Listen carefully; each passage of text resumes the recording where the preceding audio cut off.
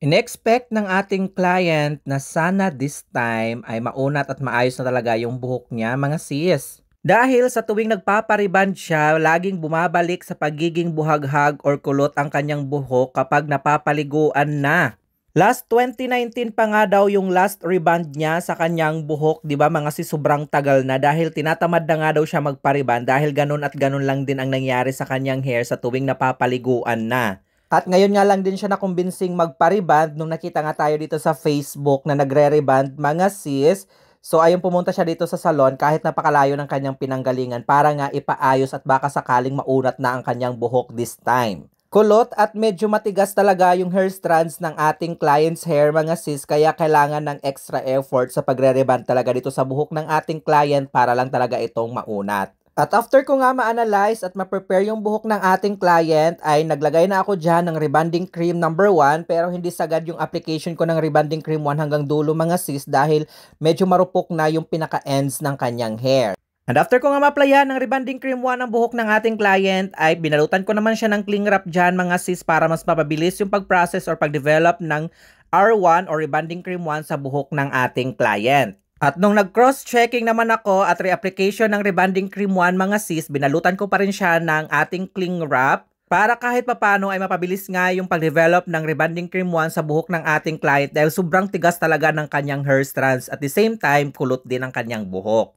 After 2 hours, nakababad ang R1 sa buhok ng ating client at finally, na-develop na nga talaga siya ng tuluyan at pinabanlawan na namin at blino-dry. So ito na yung result ng kanyang hair, medyo dumapa na siya ng very light. Then after niya, nag-proceed naman kami sa hair ironing process. At ito na nga ang kanyang resulta ng kanyang buhok after sa pagtsatsagang hair ironing sa buhok ng aming client. Talagang sobrang nipis yung pagpaplansya ko dyan, mga sis, para makasigurado lang talaga na mag-straighten ang kanyang hair lalo. At pagkatapos ko nga siya dyang plantsahin, mga sis, pinagpahinga ko lang ng 5 minutes ang kanyang hair bago kami nag-apply ng kanyang neutralizing cream. So dito na i-apply na nga natin ito at binabad lang natin ito ng 30 minutes. Saka naman natin siya pinabanlawan.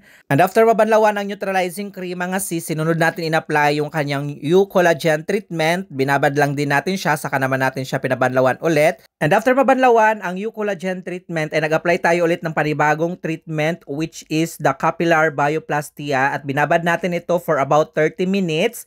Then after 30 minutes ay nag-proceed na tayo ngayon sa pagbo-blow dry. So dito during pagbo-blow dry, mga sis, makikita natin yung partial result sa ating ginawang reband kung talagang naunat ba natin yung buhok ng ating client or magiging back job ba ito. At habang pinapatuyungan namin yung buhok ng aming client, medyo kinikilig-kilig yung ating client dyan dahil hindi niya ina-expect na mauunat ko daw yung kanyang buhok. Pero sabi ko naman, wait niya muna hanggang sa mabanlawan para mas makita talaga natin yung pinaka-final result ng kanyang hair dahil dito syempre, though straight siya pero minsan nagbabago talaga yan kapag nabanlawan na. At pagkatapos ng mahabang proseso na ginawa ko sa buhok ng ating client na pagre-reband, mga sis, so finally ito na yung result.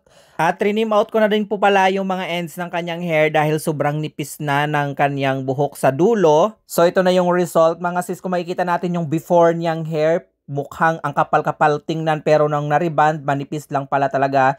Yun nga ay dahil nga kulot ang kanyang hair or should I say buhaghag. So tingnan naman natin ngayon yung ating client's feedback and after wash result.